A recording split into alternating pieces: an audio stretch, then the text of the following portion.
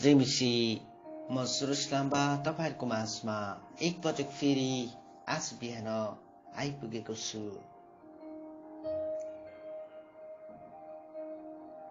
परमेश्वरको महिमा भएको होस् तपाई र मेरो जीवनबाट। तपाई र म जाने हरेक ठाउँबाट, तपाई र मैले गर्ने हरेक कार्यहरूबाट केवल येशू ख्रीष्ट उचालिनु भएको होस्। ऋतुहरू बदलेर जान्छन्, समयहरू बदलेर जान्छ, परिस्थिति पनि बदलेर जान्छन्, सबै कुरो जीवनमा बदलेर जान्छ। तर परमप्रभु परमेश्वरको वचन तपाई र मेरो जीवनमा रहिरहन्छ ज्योति बनेर। त्यो वचनले हरेक दिन तपाई र मलाई जिउन सिकाउँछ। त्यो वचनले हरेक दिन तपाई र मलाई असल बाटोमा डोर्याउँछ। त्यही वचनले गर्दा त हामी आज पनि यो गम्भीर परिस्थितिमा हामी स्थिर रहेका छौं। परमेश्वरको स्तुति होस् र परमेश्वरको महिमा होस् तपाई र मेरो जीवनबाट। प्रिय मित्रहरू, आजको बिहान म तपाईलाई फेरि उत्साह गर्न चाहन्छु। आजको बिहान तपाईलाई म फेरि असल कुराहरू दिन चाहन्छु। तपाई र मलाई मानिसहरूले कस्तो प्रकारले पढिराखेका छन्, अथवा तपाईले कहिले याद गर्नुभयो कि मानिसले तपाई र मलाई कसरी हेर्दैछन्? तपाई र मलाई मानिसहरूले हेर्ने धारणा कस्तो छ?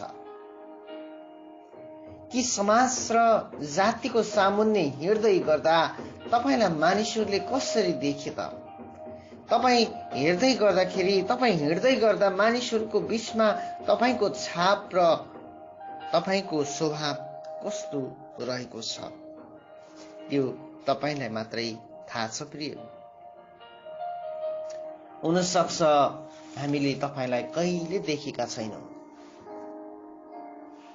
आशा छ एक दिन परमेश्वरको राज्यमा तपाईलाई पक्का भेट्नेछौं।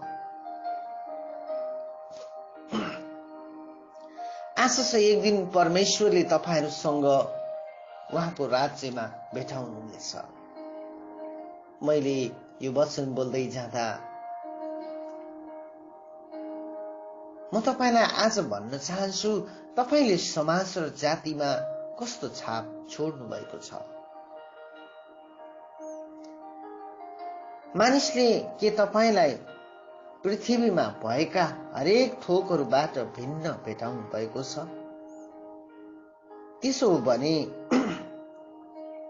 तपाई र म संसारका ज्योति हौं भनेर बाइबलले भन्छ।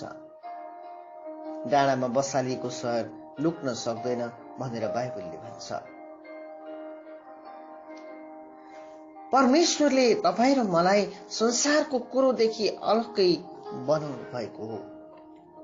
परमेश्वरले तपाई र मलाई संसारलाई उज्यालो पार्नका निम्ति बनाउनु भएको हो। कि तपाईबाट जल्दै गरेको ज्योतिमा, तपाईबाट जल्दै गरेको उज्यालोमा के मानिसहरूले उज्यालो पाएका छन्? के तपाई हिँड्दै गरेको बाटोमा मानिसहरूले तपाईबाट सम्झाउन पाएका छन्? यो कुरा याद गरौं। धेरैचोटि हिजोआज म तपाईलाई भन्यो भने क्रिस्चियनहरू कुरौटे भएर गएका छन्। क्रिस्चियनहरूले एक दुसरालाई उत्साह गर्न छोडिसकेका छन्। क्रिस्चियनहरूले एक दुसरेको बाटो हेर्न पनि बिर्सिसकेका छन्। क्रिस्चियनहरूले म हुँ भनेर घमण्डले फुल्लेर हिँड्न थालेका छन्। तर म आज त्यस्तो क्रिस्चियनको बारेमा बातचित कतै गर्दिन। म मत्ती रचित सुसमाचार 5 अध्यायको 13 र 14, 15, 16 लेखेका कुराहरू तपाईसँग शेयर गर्न चाहन्छु। तिमीहरू पृथ्वीका नुन हौ, तर नुनको स्वाद गयो भने त्यो केले फेरि नुनिलो पारिदिने र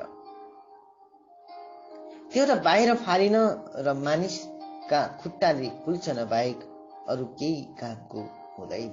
13 पदले त यसरी भन्छ। म धेरैचोटि सोच्ने गर्छु, यीशु ख्रीष्टले किन मानिसहरूलाई नुनको बारेमा उदाहरण दिनुभयो त?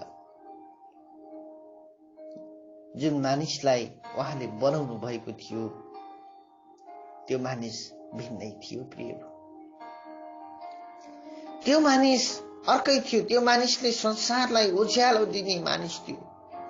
त्यो मानिसको चरित्र चाहिँ असल थियो। मैले बार बार एउटा कुरा भन्ने गर्छु, मानिसका सबै कुरो चेन्ज हुन्छ, तर चरित्र चेन्ज चाहिँ आफै गर्न सक्दैन। उसले जति देखावटी गरे पनि उसको चरित्रले उसको असलियतलाई बताइदिइराखेको हुन्छ। त्यसै कारण चरित्र बदल्न सक्ने परमेश्वरसँग तपाईले प्रार्थना गर्न पर्छ। नुनको स्वाद गयो भने केले त्यसलाई मिठा दिने, केले फेरि त्यसलाई नुनिलो पार्ने। नुनले थुप्रै कुराहरू गर्छ। नुनले पोलेको घाउको वरिपरि लगाइदिनु भयो भने ठिक गर्ने काम गर्छ। नुनले सुन्नेको घोडा दुखेको बेला नुन र मिट्टीको तेल पानीमा हालेर, तातो पानीमा हालेर खुट्टाहरू दुखेको बेलामा तपाईले खुट्टा चोब्नु भयो भने त्यो नुनले तपाईको दर्द, तपाईको दुखाइलाई सबै तानेर लान्छ। पहिलाको समयमा फ्रिज नहुँदा मानिसहरूले डेड बडीलाई नुनमा राख्ने गर्थे ताकि त्यो नगनाओस्, नकुहियोस् भनेर।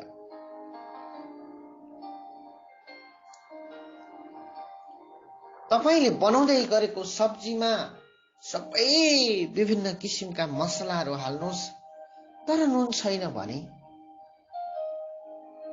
त्यो मसलाहरू फिका भएर जान्छ। मैले मजाको कुरो भन्दैछु मित्रहरू। नुन बिना हामी हरेक दिन, हरेक पल नुन बिना हामी बाँच्न सक्दैनौँ।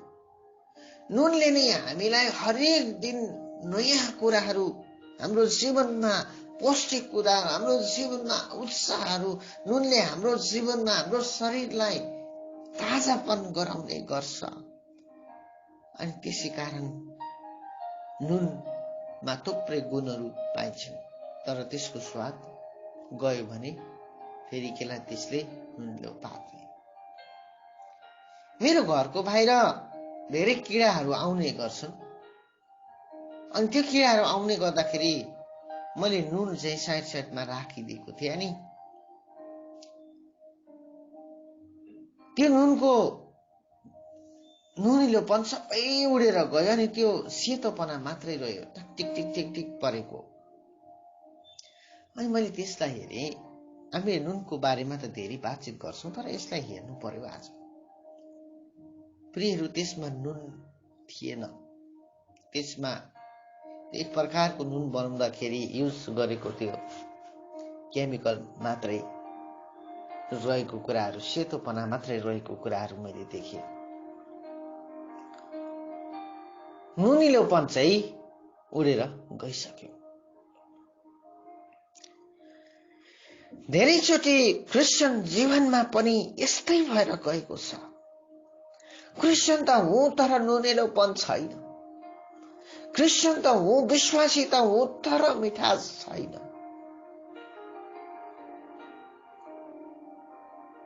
तपाईले बोल्ने शब्दहरूमा मिठास छैन। तपाई हिड्ने कुराहरू राम्रो छैन। त्यसलाई चाहिँ के भन्नु? परमेश्वरले हामीलाई मिठास दिने नुनिलो पार्ने नुन बनाउनु भएको हो, तर बारम्बार हिजो आज विश्वासीहरू बिरेनुन भएर गएको छ। के बिरेनुन मानिसहरूले धेरै खान्छन् र? खाँदैन। बिरेनुन गनाउँछ। अनि क्रिस्चियन जीवन पनि यस्तै गनाएर गएको छ। अनि गनाउँदाखेरि समाज र जातिमा हाम्रो गवाई बिग्रेर गएको छ। एक समयमा म यस्तै थिएँ मित्रहरू, बिरेनुन जस्तै विश्वासी। नाम येशूको लिने काम शैतानको गर्ने, म त्यस्तै थिएँ। म अरूलाई भन्दिनँ, म त्यस्तै थिएँ।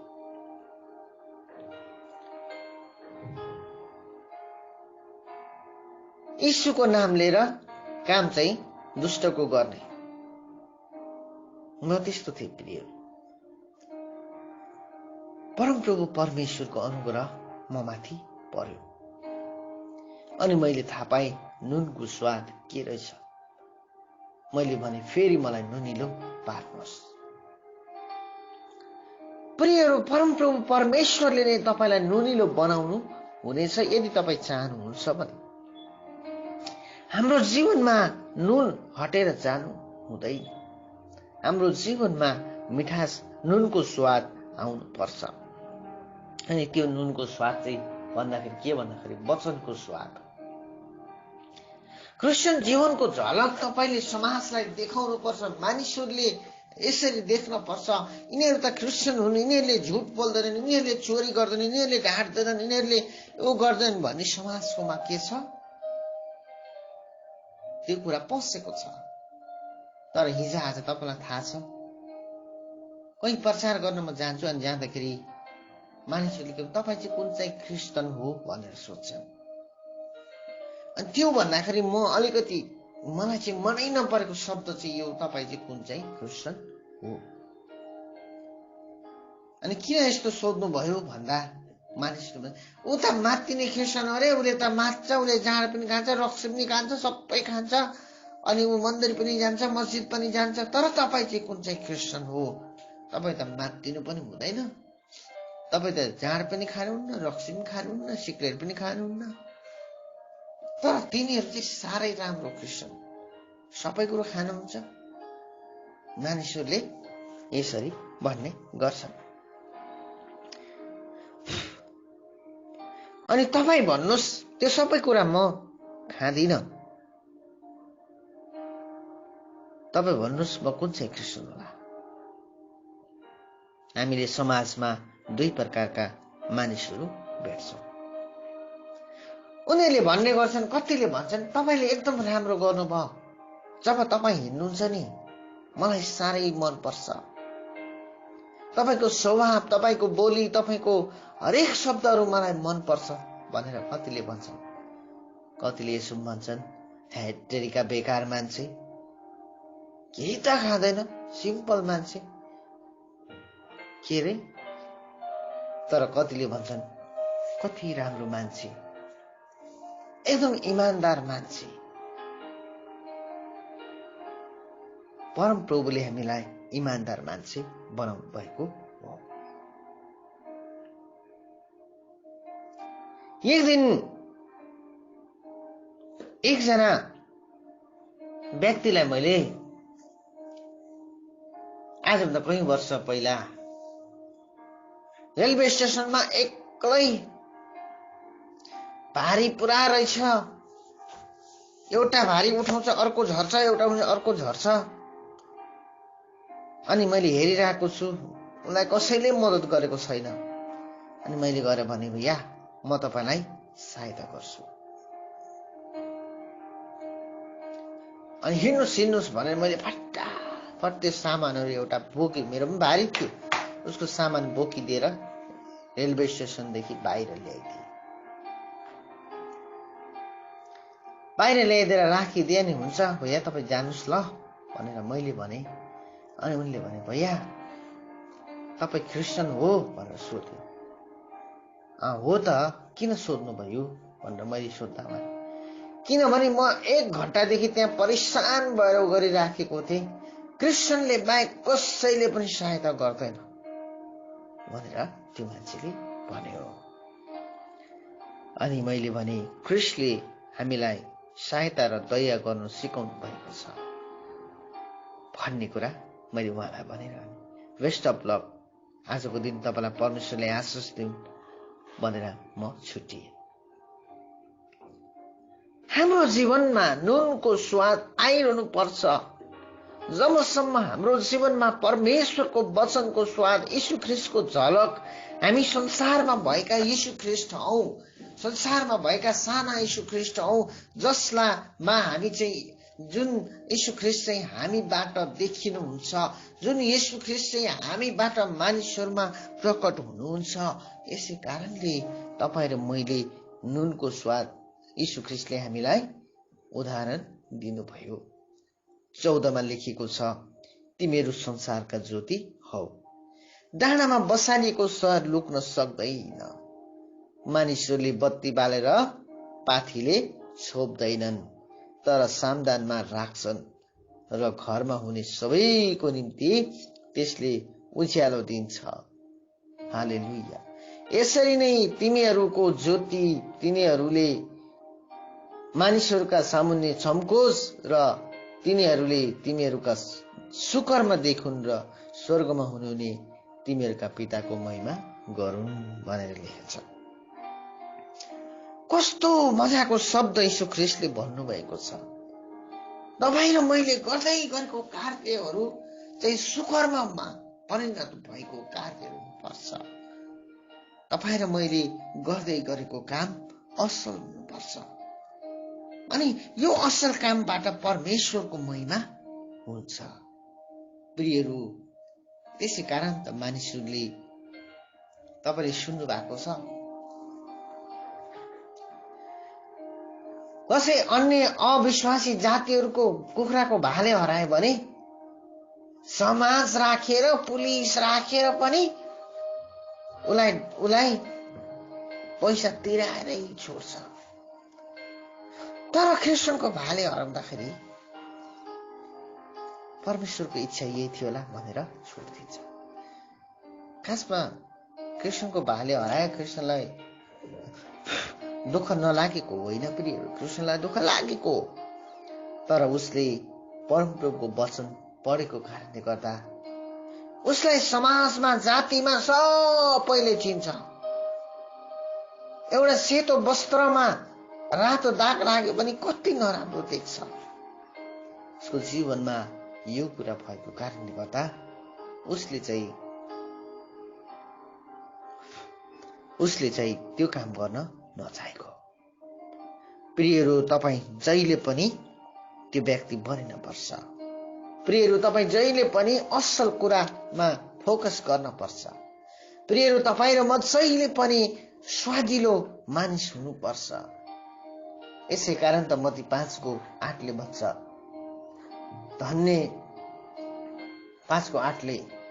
धन्य शुद्ध हृदय हुनेहरू, किनभने तिनीहरूले परमेश्वरलाई देख्नेछन्। शुद्ध हृदय भएको मानिसमा चाहिँ त्यो स्वाद पाइन्छ प्रियहरू। शुद्ध हृदयले भरेको मानिसमा नै त्यो असल कुरा पाइन्छ प्रियहरू। हालेलुया। शुद्ध हृदय तपाईमा हुनुपर्छ। भजनसंग्रह 24:3 र 4 पद अनुसारको जीवन। भजनसंग्रह 24:4 र 5 पद पढौँ है त। म खोल्छु ल। यहाँ मजाको कुरा लेखेको छ प्रियहरू। भजनसंग्रह 24:4 र 5। शुद्ध हृदय तपाईँ र म भित्र हुनुपर्छ। यदि तपाईँ र म भित्र शुद्ध हृदय छ भने परमेश्वरलाई ईश्वरको महिमा हुनेछ। मानिसहरूले तपाईँ र मलाई देख्नेछन्। मानिसहरूले तपाईँ र मेरो जीवनमा सुकर्महरू देख्नेछन्। अनि त्यो सुकर्म देखेर परमेश्वरको महिमा हुनेछ। आउनुहोस् 4 र 5। त्यही नै जसको हात निर्दोष छ र जसको हृदय निर्मल छ, जसले आफ्नो मनलाई मूर्तितिर लगाएको छैन, जसले झुटो कुरामाथि शपथ खाँदैन, त्यसले नै परमप्रभुबाट आशीर्वाद पाउनेछ र त्यसको उद्धारकर्ता परमेश्वरले त्यसलाई निर्दोष ठहराउनेछ। हालेलुया। 6 पद पढ्न मन लाग्यो। उहाँलाई खोज्ने पुस्ताका मानिसहरू यस्तै हुन्छन्, जसले हे याकुबका परमेश्वर तपाईको दर्शन खोज्छन्। हे मूलढुका हो, तिमीहरूका शिर उठाओ। यो प्राचीन ढोका हो, उच्च हो र महिमाका महाराजा तीबाट प्रवेश गरून्। हालेलुया। महिमाका महाराजा जो त्यहाँबाट प्रवेश गर्नु, तपाईबाट यीशु ख्रीष्ट चाहिँ प्रवेश गर्नुहुनेछ। तपाईबाट यीशु ख्रीष्ट हिँडुल गर्नुहुनेछ। यसै कारण हामी चाहिँ संसारका ज्योति हो। यसै कारण हामी संसारका लाइटहरू हो। You are light of the world भनेर वचनले भन्छ। आजको बिहान म तपाईलाई यो उत्साह गर्छु, असल हुनुहोस्, परमेश्वरमा भरोसा राख्नुहोस्। तपाईको हृदय, तपाईको बसाइ, तपाईको उठाइ ख्रीष्टमा राखिएका हुन्। तपाईको चाल चलन चरित्र बाइबलको चरित्र भएको होस्। जे कुरो बाइबल भित्र छ तपाई एउटा खुल्ला किताब हुनु भएको होस्। परमेश्वरले तपाईलाई प्रशस्तै आशिष दिउन्। जय मसीह। आजको दिन परमप्रभुको महिमा तपाईको जीवनमा भएको होस्। आमेन।